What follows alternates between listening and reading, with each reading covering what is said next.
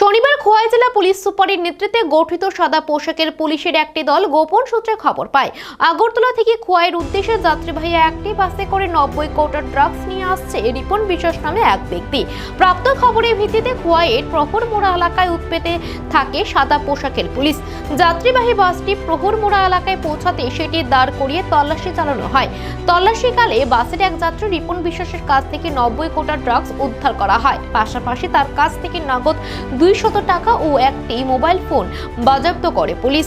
জানা গেছে আটক রিপন বিশ্বাসের বাড়ি খোয়াই জেলার প্রহরমোড়া এলাকাতে। পরবর্তী সময়ে তাকে খোয়াই থানায় হস্তান্তর করা হয়। খোয়াই থানার পুলিশ তার বিরুদ্ধে এনডিপিএস ধারায় একটি মামলা গ্রহণ করেছে।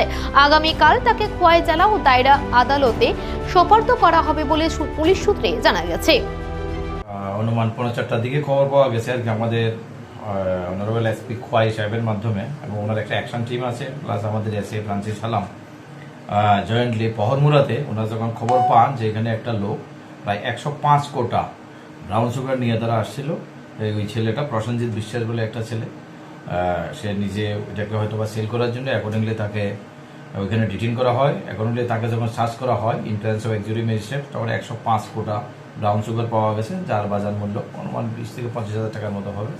অ্যাকর্ডিংলি তাকে ডিটেইন করা হয়েছে এবং প্রসেনজিৎ বিশ্বাসের বিরুদ্ধে একটা এনডিপিএস কেসে মামলা নেওয়া হচ্ছে। আমরা অ্যাকর্ডিংলি ইনভেস্টিগেশন স্টার্ট হয়ে গেছে।